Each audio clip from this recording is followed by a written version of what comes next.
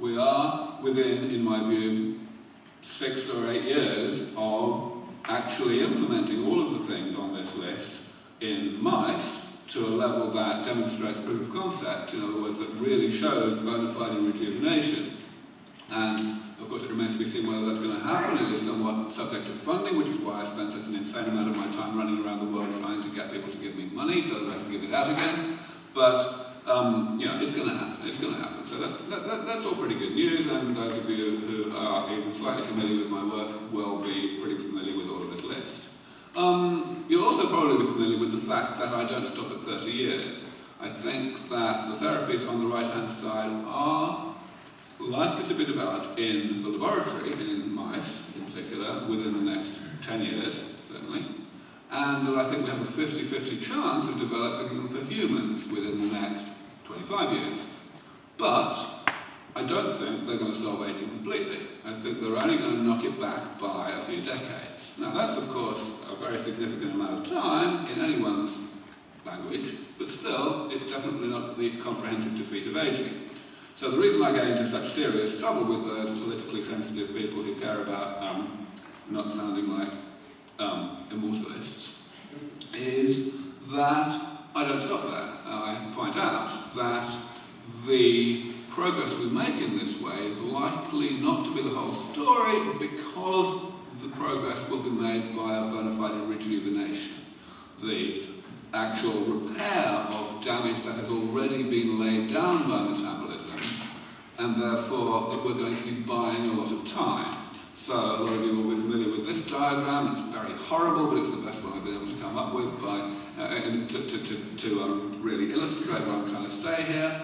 That if you take a therapy that repairs damage and it doesn't repair it completely, but it's fairly good, that's the pink line I'm talking about here, that is imposed on the red line, which is normal aging, then you can apply it multiple times, but if it's not complete, then that's because there are certain types of damage that it doesn't work on, and those types of damage will accumulate unabated, and eventually they will be enough to cause the pathology and death of old age around here.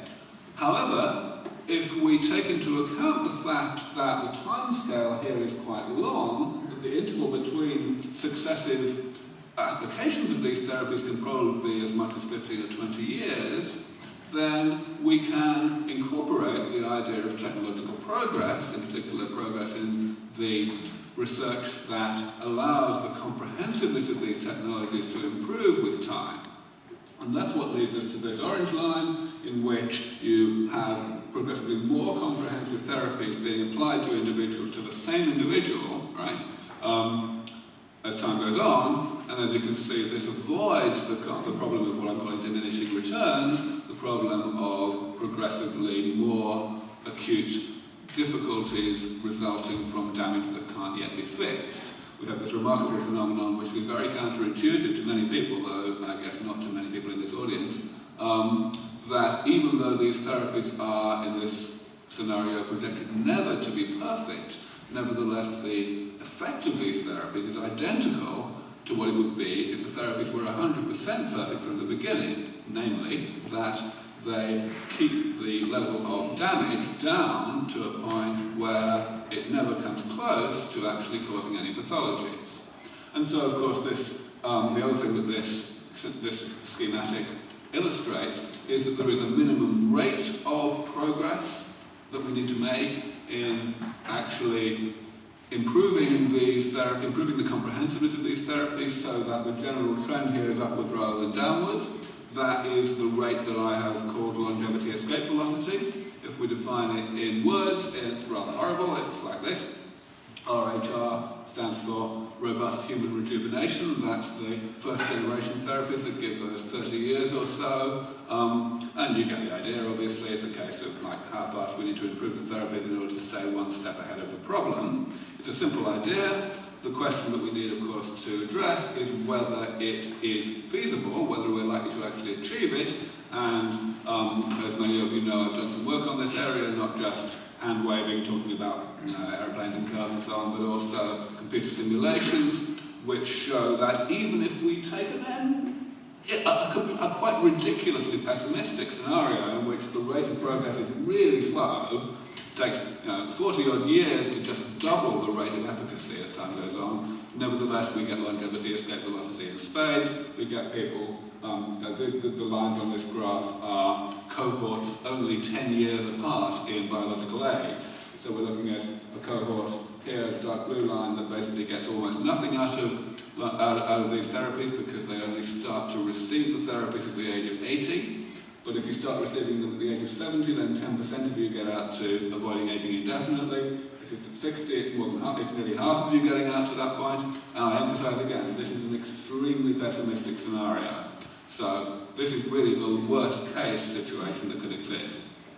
It remains very frustrating to me that even though audiences like this will look at this argument and they'll say, well, yeah, obviously, nevertheless there will be biologists and other people whose attitude to scale, if you like, is somewhat more knee-jerk, who will just utterly refuse to accept this logic, even though it's actually a great deal more indisputable than the logic that leads me to my prediction of maybe 25 years before we get this first generation therapy.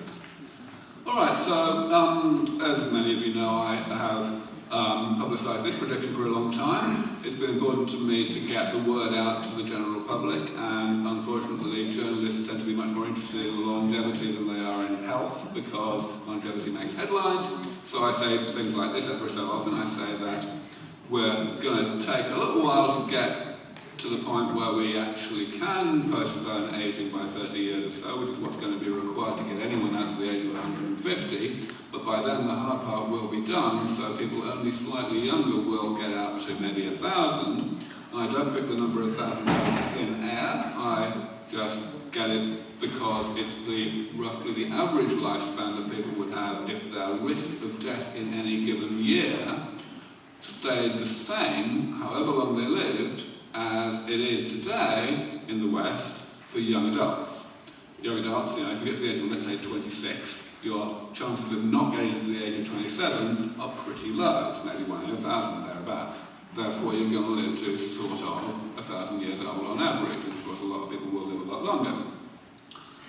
Now, you folks, of course, know perfectly well that this is a ridiculously over-conservative scenario because of risk aversion. In other words, because once we're not dying of the main thing that killed us, we will be a great deal less blasé about the things that kill only a small proportion of us today, like, for example, car accidents or infections. I'm talking again about, of course, the world, the industrialized world mainly, but the reason why the developing world is called developing is because it will be developed in due course. And I think, you know, it's pretty clear that this is the main thing we need to consider if we really want to know what's going to happen to the trajectory of risk of death from other causes. And lo and behold, the longevity escape velocity concept falls out of this very well as well, which means you get to this conclusion, namely that you can choose your N, really. You know, people who get to escape aging pretty well, and therefore have a chance of living to 1,000, are very, very nearly certain to live indefinitely. I mean, you need to get to things like heat death of the universe before you start to worry. You know, realistically, if you think about, hands up, okay, hands up. I'm going to ask a question here. Okay, so supernovae happen, they are bad for you if they happen anywhere nearby, right? They are probably bad for you even if you've been uploaded. Okay, even if you've been uploaded in a distributed fashion.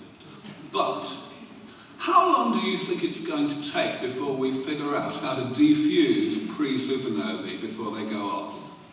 Now, I think personally that it's very unlikely to be as long as 10,000 years. Hands up anyone who agrees with me.